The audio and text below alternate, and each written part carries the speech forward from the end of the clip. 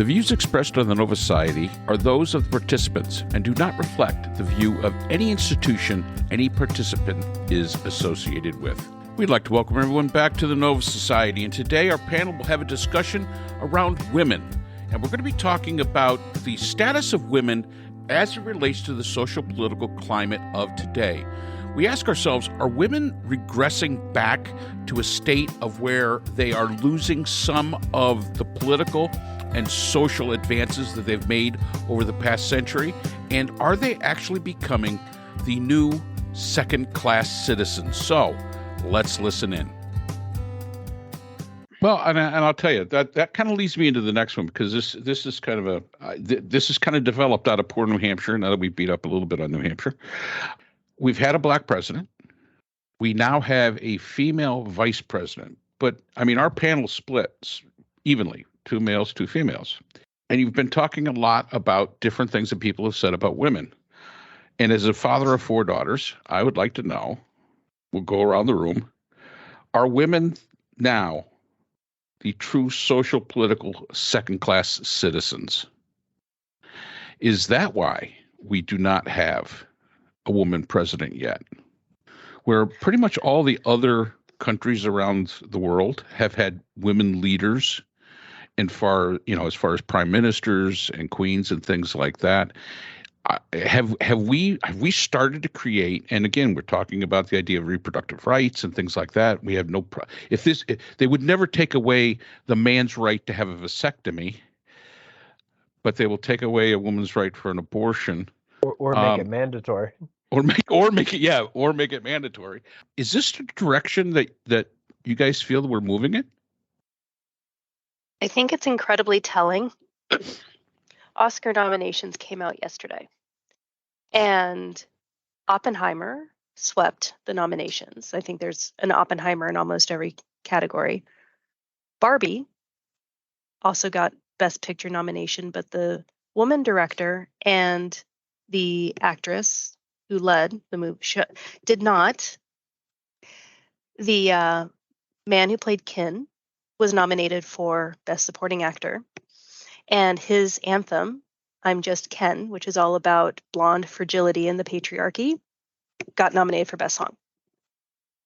So I don't know if I would go quite so far as to say second-class citizens, but I think there is definitely something in the zeitgeist that devalues women. And when we think about things like reproductive rights have always been a point of contention, and then, you get something like Roe v. Wade, and it's like, oh man, Roe v. Wade, we don't necessarily like that, but hey, we're losing membership in our churches. What if we make Roe v. Wade a church issue? And then we get people to come back to our churches, and now we have a religious right, so it's, I think women become leverage for some of the justifications for the social and political decisions that get made along the way. However, as Barbie shows, it was like best-selling movie of last year. Women especially resonated with it. So did a lot of men, and so did a lot of people across the gender spectrum. Like, it was a very strong movie of empowerment, because at the end of the day, it's about shining a light on patriarchy and how much harm patriarchy can do, and in a fun way, because who doesn't like Barbie? And as Scott and I both hold up our hands. Okay, but as a father of 4 daughters, you did have Barbies at home, I assume.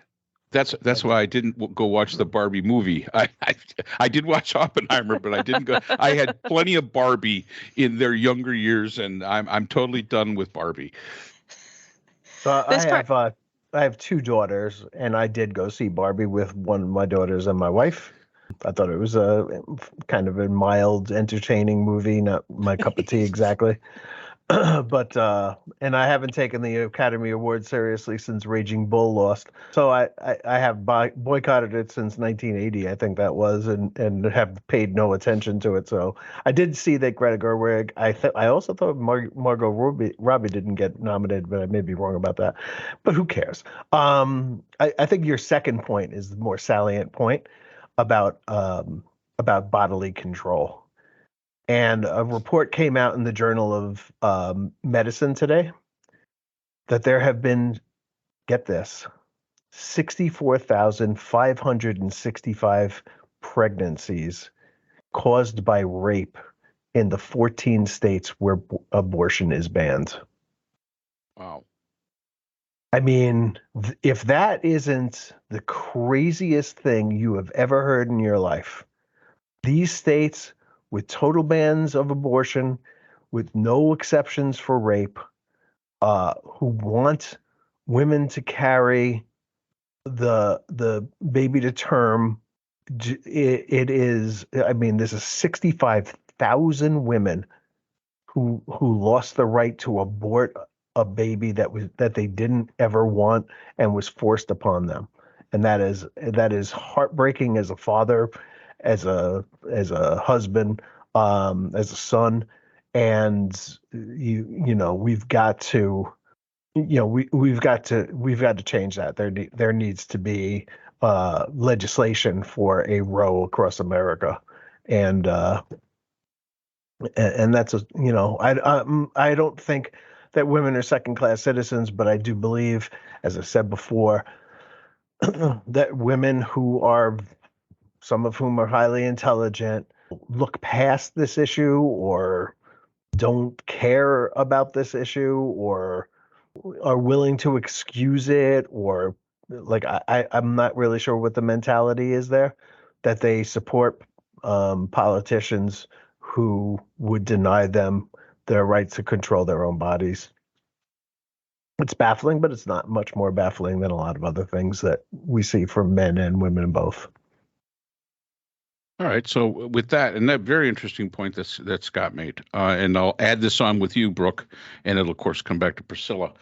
Of course, the original question: are you guys, are women becoming second-class citizens? And again, you, myself, and Scott are of a certain age compared to our millennial, and we may have a different perspective onto it. But the second part to that, because something that Scott brought up, is this really an issue because women just haven't paid attention to it?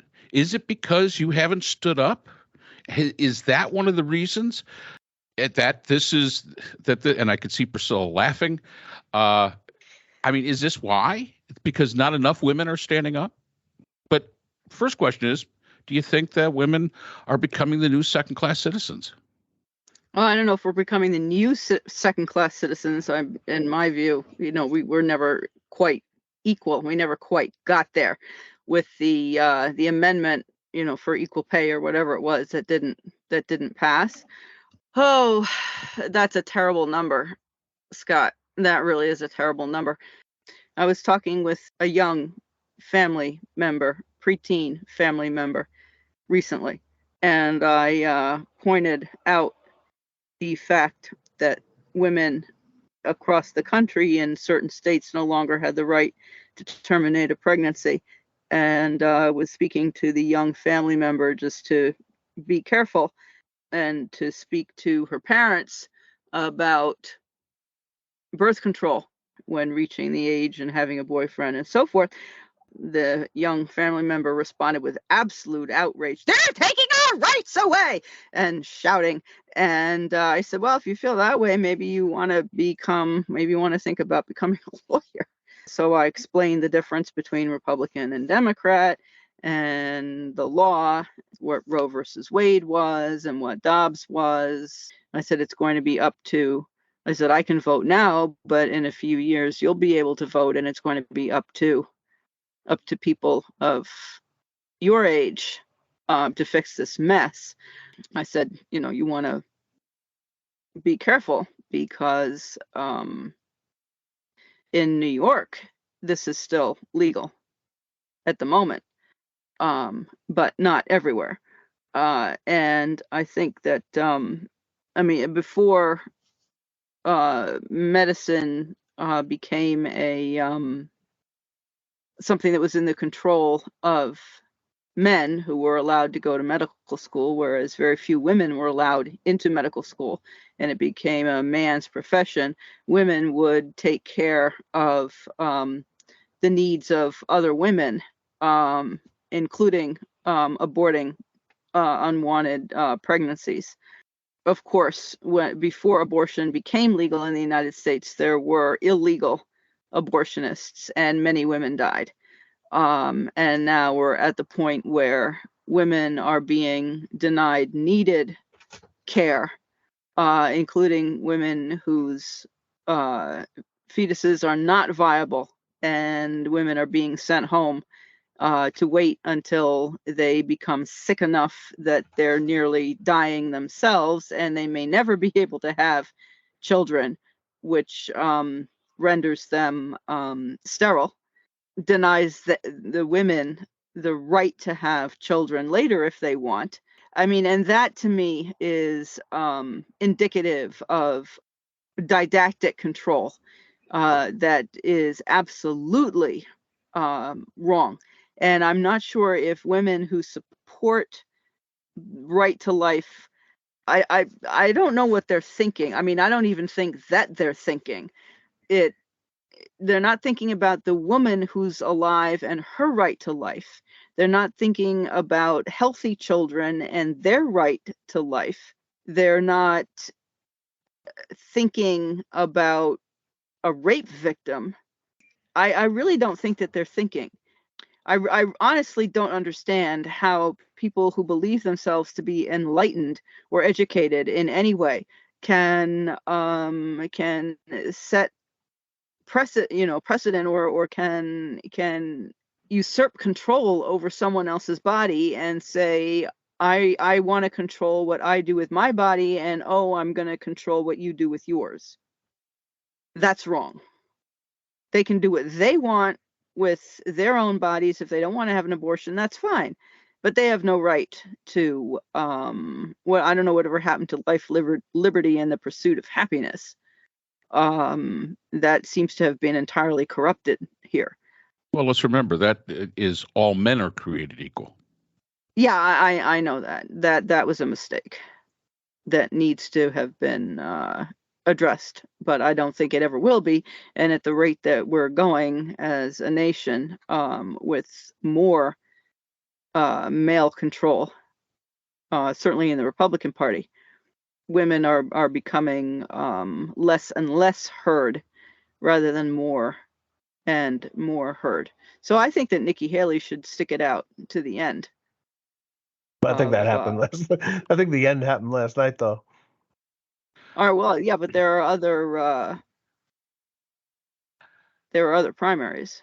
But if the trends go the way they are, her path forward is Limited. Is almost non-existent. I again, before I get to Priscilla and asking the question she was laughing at that I was asking, here's the thought. Let's say Trump gets convicted and goes to jail, and nobody stayed in the race. Who's your Republican nominee?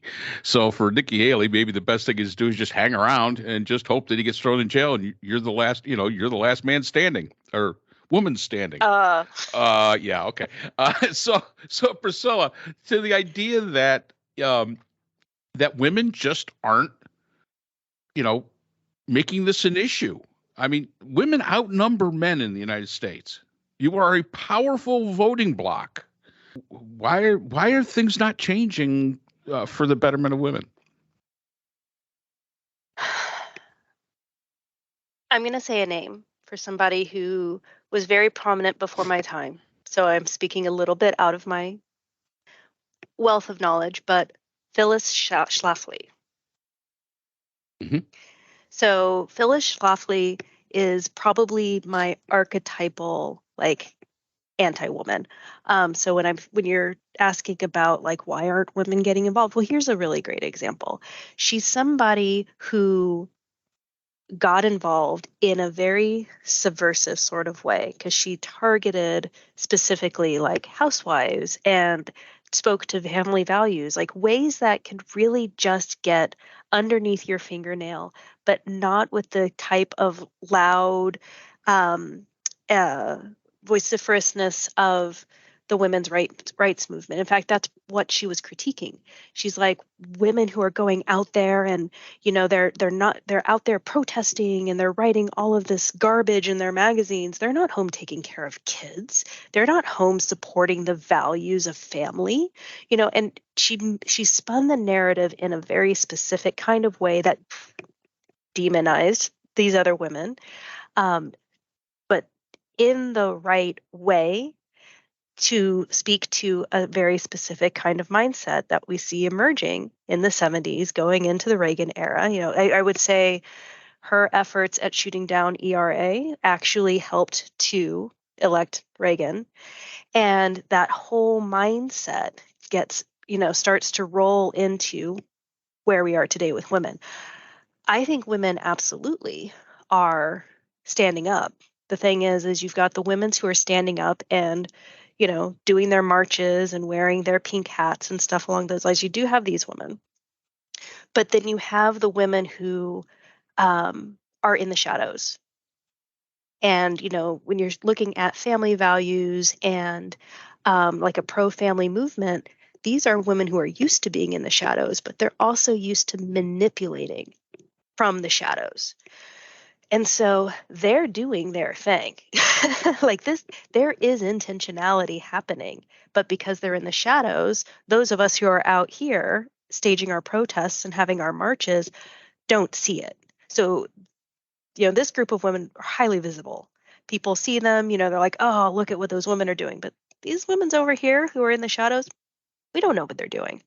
But they are manipulating. I mean, I was just listening, slightly unrelated, but not, to a interview with an author about the rise of religious homeschooling in America, which happens to coincide with this time period, and how, we're getting to the point now where the first generation of homeschooled children are now reevaluating their parenting practices as they start sending their children to school. And, part of the whole homeschooling movement was, we don't want these messages affecting our family values. So we want to insulate our children into our specific family values. So the family, I would argue, has been weaponized as a cult. Like there's a cult mentality that comes through this.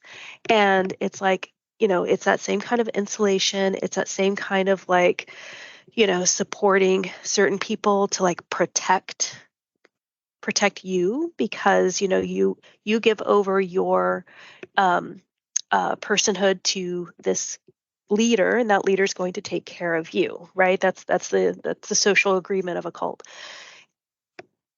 Now it's happening on this very interesting national stage because those figures in the shadows, it's a lot harder for them to hide when you have surveillance everywhere, when you have people taking, camera videos and TikToking all over the place. It's a lot harder to hide, which is also, revealing some of the cracks in the system.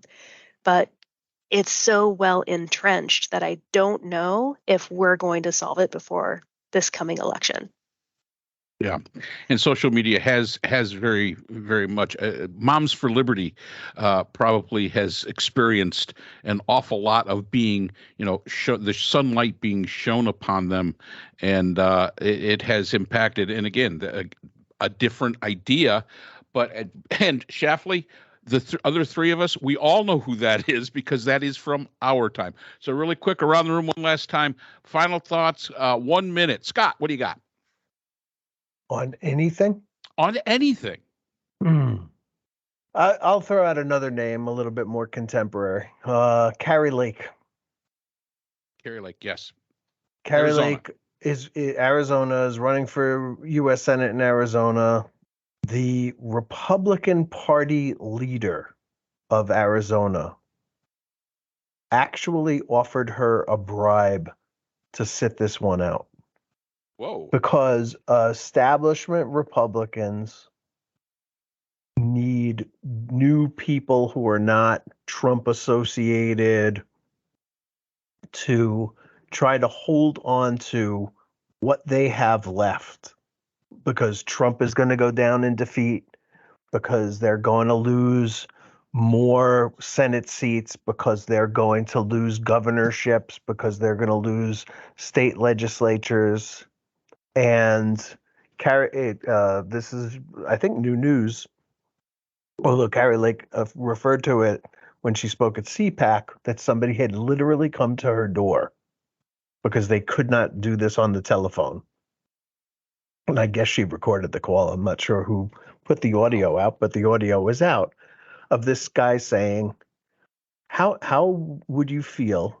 How much would it take for you to sit the next couple of years out? And then you can come back to politics if you want. And, she just said, there's no amount that you can give me that will stop me from running for Senate in Arizona. So the Republican establishment is terrified right now. They know what they have.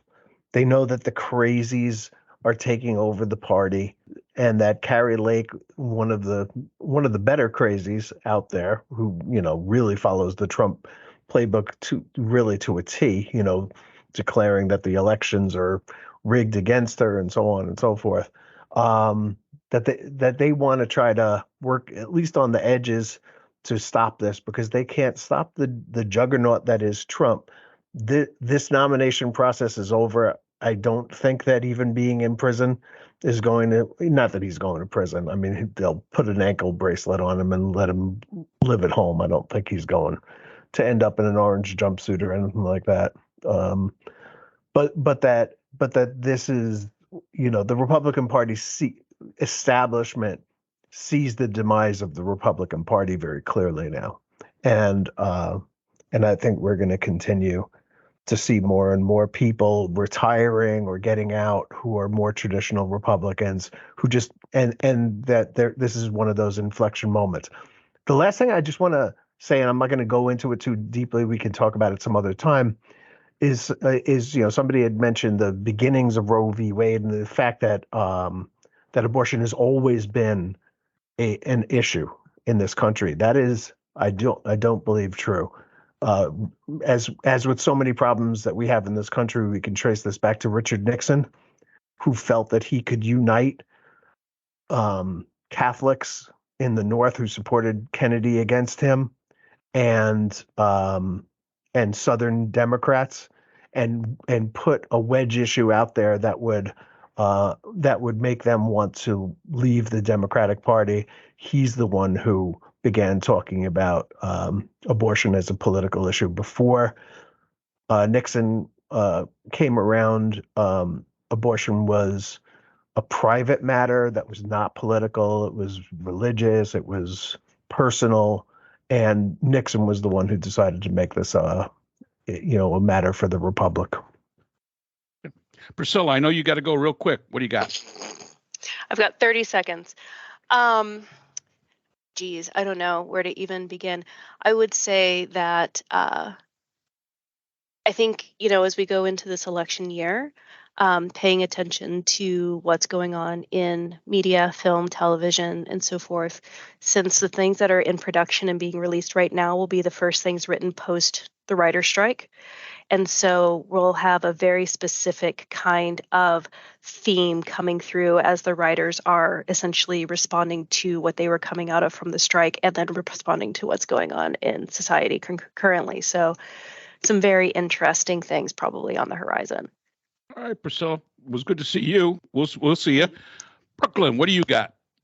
Thinking about the Oscars and so on, and the female director having been passed over.